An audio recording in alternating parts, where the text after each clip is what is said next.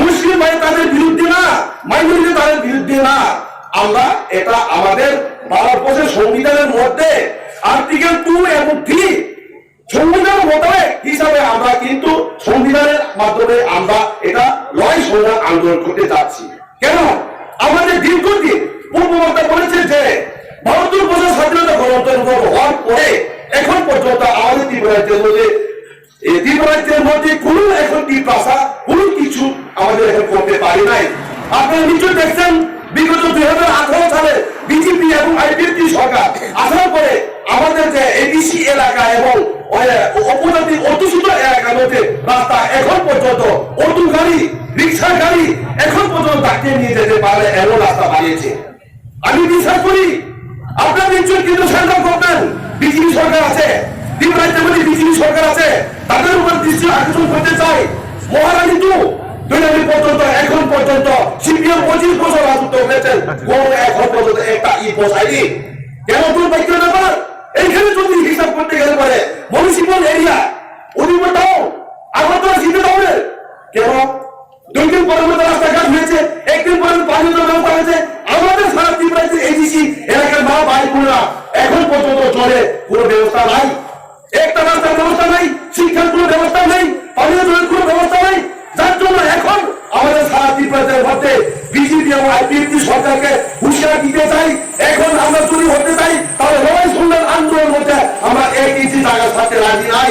যদি এই একদিন রাজার সাথে পরে আমরা এখন কিন্তু লড়াই সংগ্রাম হতে যাচ্ছি।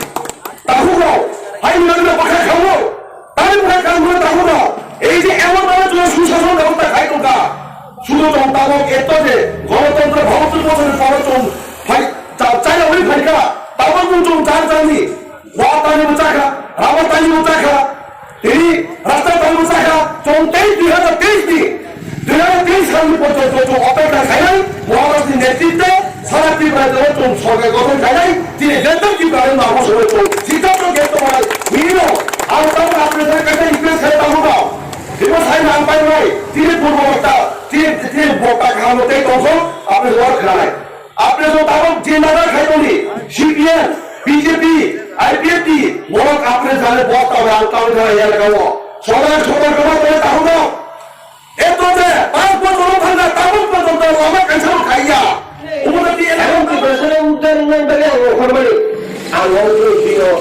আমাকে খাইকিয়া যেদিন গৌরী লাভা উদ্ধার নাই হারি নৌকান তাহলে করায় আম নৌকান সিগনাল নাই বিনিয়োগ বসে হারি নৌকান আনলে আম সিগনাল নাই তাহলে নৌকায় খাইতে হইবা অবৈধভাবে লাস্ট দিন এমান ও এমন মুখ খান খাইলে লাগে কি মুনিয়া চালাইল যত কাল কাহান যায় সহযোগিতা খাইয়া যায় আমি খাইয়া গেয়া ও সহযোগিতা লাস্ট 2023 বুঝতে সরু ওয়াছা উত্তর খানায় যত বড় বুঝুন এসছি যেখানে এসছি সিদ্ধ শুনবাব এসছি সিদ্ধ जों 13,000 ফুট দেওয়ার পর 15,000 2,000 से पहले ঠিক আছে যেখানে জেনারেল এসটিসি ওয়ান গুটা বেশি হচ্ছে কোনো গেটেছে সালদা হর আমরা যেদিন থাকলে কিছু কিয়া বহুত দিন শিখিও আর আসলে হইবা কুলি বাড়ি থাকে কুলি বলে করে উনকা আগে তো গলে তো গাবরো বলে বলে কাকুরো কি হল আমারো মহারাজ নি এমন মুঠাল খাইয়ে দেবে এই মহারানী এলাকা তিনি এই ধামপুর এলাকার বড় শিশানা নাই বুড়ি কমবে নির্মূল সাগর থাকলে মন বড় বাজার করে খামাটা মহারাজ থাকলে কি আমার মরণ বড় পাইকার সাইনে বুঝাই মাথায় মহারাজ উপায় বেলায় কত আমি এই এলাকার যারা নন ট্রাইবাল আছে তাদের জন্য আমি কিছু কথা বলবো। আমি আসারাম বাড়ি এবং হালহালি কেন্দ্রের এমডিসি আমার আসারাম বাড়িতে 9টা ওয়ার্ড আছে, একটা গাঁওসভা।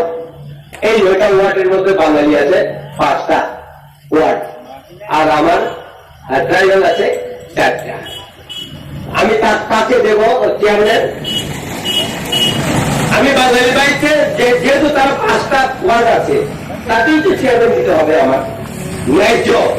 আমি বললাম আমাদের এই আশ্রমবাড়ি এলাকাগুলো এডিসির ভিতরে আছে, ন্যায্য দাবি ন্যায্য ভাবে আপনারা পাবেন। আমি তাদেরকে সমাজে যখন যাই সবগুলো জিনিস কাপড়ের যখন কাপড় যায় শাড়ি আমি বিতরণ করি, যত মারি খাবো বললাম বিতরণ করি আমি দেই, কেন আপনি অধিকার